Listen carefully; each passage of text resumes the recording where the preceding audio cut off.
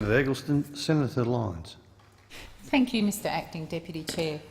I want to focus my address on reply into the early childhood education and care sector in Australia, a critically important sector not only to enable parents to go to work and be confident that their children are being cared for and educated well, but critical, as all of the academic research shows, to the quality development of Australia's young children from babies through to the time they start school.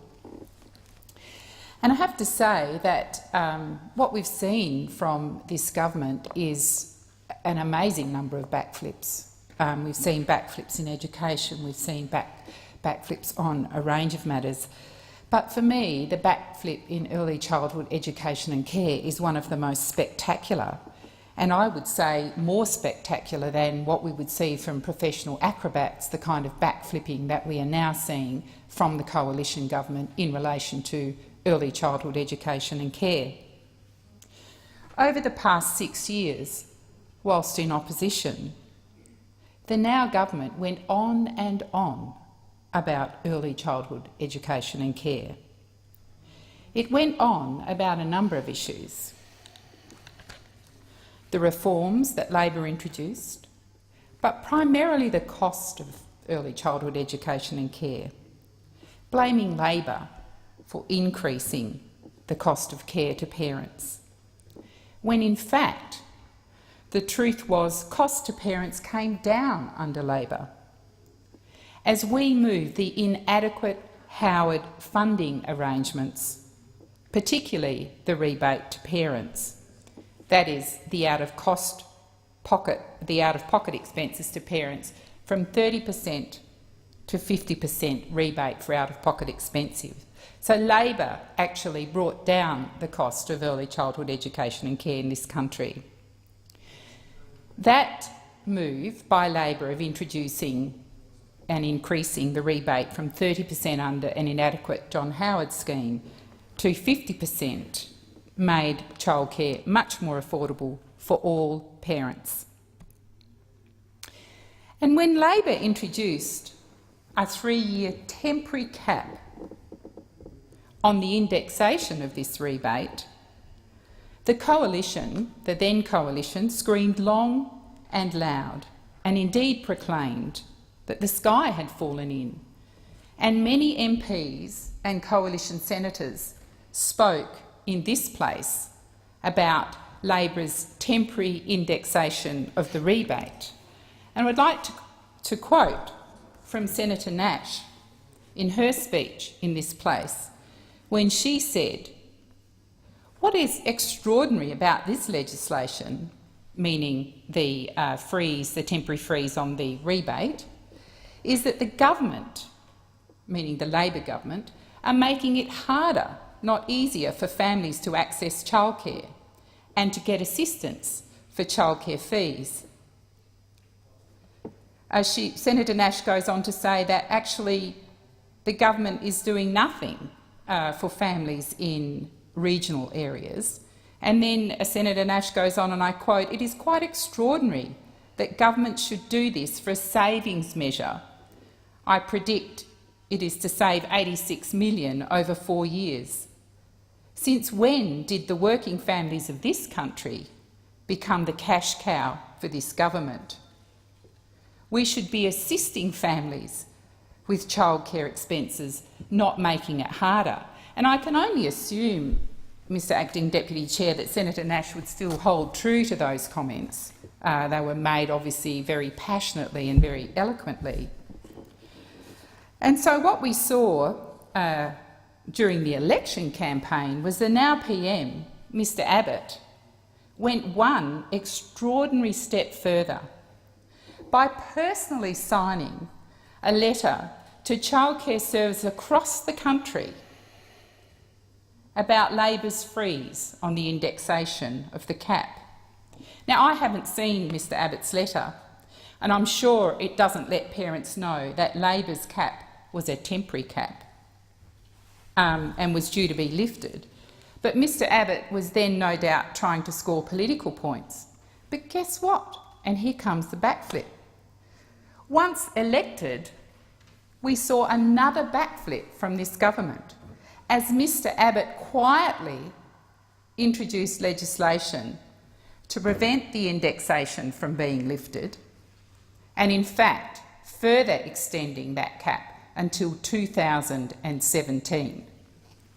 So a coalition, when in opposition, going on and on about the cost of early childhood care services in this country, and yet when it had the opportunity to allow that cap to be lifted, as Labor had done, they put a cap on it.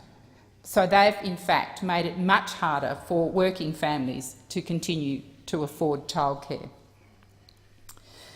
So this will save the government about $100 million.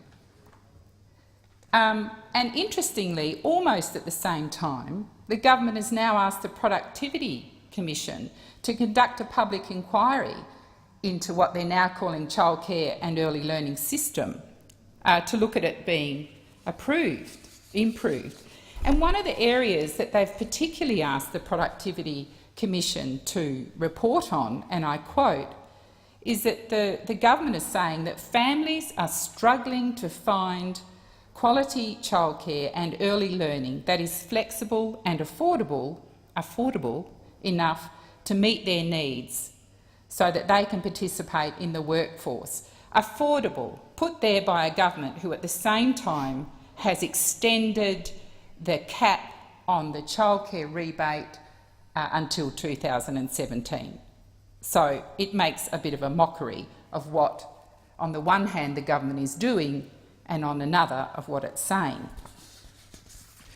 So, again, the government has hung its hat on the productivity inquiry, saying it's the biggest reform in the early childhood sector since the early childhood sector started in this country. I would beg to differ.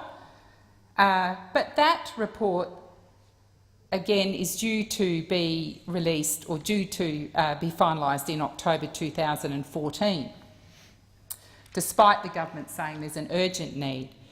Now, given the requirements that the report has to lie in the chamber and so on and so forth, that report won't see the light of day until 2015. And the other puzzling piece about the whole productivity inquiry, Mr Acting Deputy Chair, is that the Prime Minister is on the public record as saying there'll be no additional funding. No additional funding.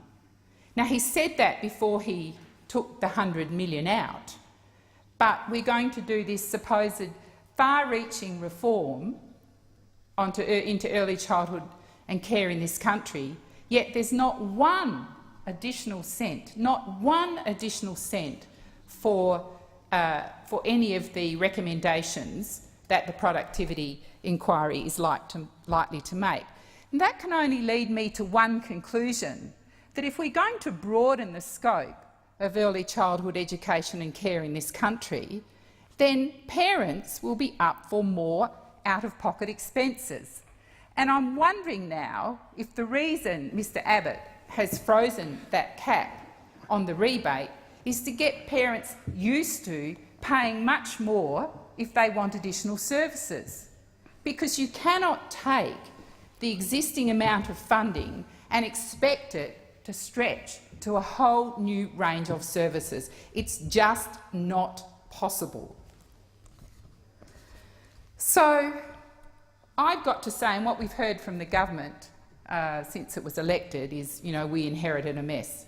Well, Labor inherited a mess in terms of early childhood education and care from the coalition government. When we took office, the early childhood education and care sector was regulated by state and territory governments. So that means we had 8 separate pieces of regulation governing early childhood and education and care in this sector. So that meant a 2-year-old in Hobart had, for that child to be cared and educated, there were different child to carer ratios. There were different educational outcomes. There were different caring outcomes to the same 2-year-old being cared for in Perth. So it was a mess.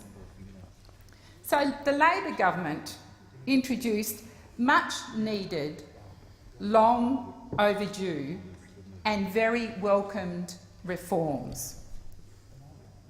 So we did this in full consultation with the sector, and that was confirmed last week in Senate estimates. Labor embarked on full consultation with all parts of the early childhood education and care sector. There were meetings in every state and territory across the country, and there was an overarching reference committee established. And that committee was a true reflection of the sector.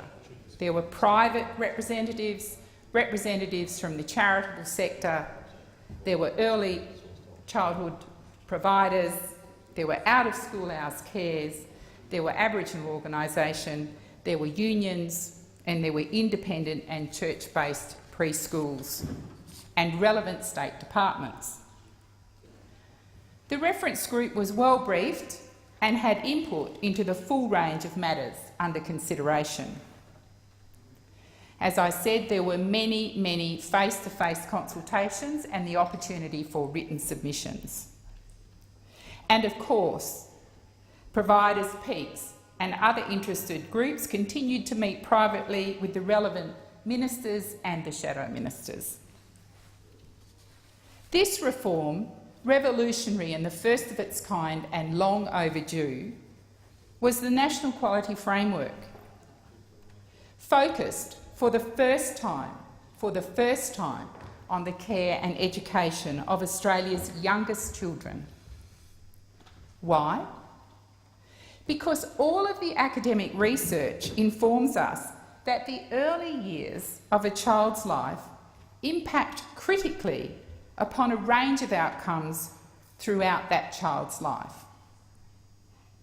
And Frank Oberclay, a renowned early childhood specialist academic, his research, along with a multitude of other studies, indicate, and I quote, that the environment experienced by a young child literally sculptures the brain and establishes the trajectory for long-term cognitive and social emotional outcomes.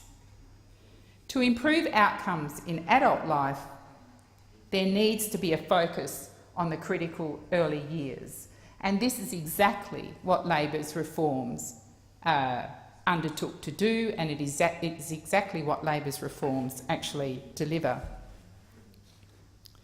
Mr Oberclay goes on to say, and I quote, "Optimal brain development is dependent upon a positive environment, incorporating factors such as good nutrition, good health and a nourishing, stimulated environment." So prior to Labor's national reforms, this positive environment was left to states and territories and differed quite markedly across the country. And this is why Labor has felt and had felt that it was imperative to invest in the early years through increasing the availability of quality preschool for 4-year-olds and establishing the National Quality Framework for all early childhood educators and care providers. This was done in full consultation with state and territory governments through the COAG processes. No backflips, nothing done in secret. What we said is what we did, and we consulted widely. So from a patchwork of inadequate legislation in states and territories, we developed national legislation and one set of regulations so that children, wherever they were being cared for and educated across Australia, expectations and outcomes were the same. A national framework focused around 3 concepts: belonging, being and becoming. A national framework widely endorsed and well received by the early childhood education and care sector. Belonging, being and becoming is a vision for children's learning with outcomes for children from 0 to 5 years. So the national regulations cover processes for provider approval, they have a rating scale, they have a process for assessment, and they have minimum staffing requirements. They also spell out minimum educational requirements for carers. The sector embraced these reforms. Finally, the sector was seen by others, parents and the general community, as a sector staffed by professionals, offering quality education to Australia's youngest children. A fantastic career, finally getting the recognition it deserved, except for one remaining outstanding critical area: the wages of early childhood educators. There is an ongoing and outstanding crisis in early childhood education and care, and that is around 180 educators are forced to leave a job they love every week, because they cannot afford to stay. So these are educators who develop a relationship with the children that they care for and educate every day. These are educators who care and educate young babies through to children of 5 years. And as the academic research points out, those children need a stabilised, stimulating environment, not an environment where 180 educators leave, an environment where parents come into a service to find another new face as they hand over their beloved child for a day in a childcare centre.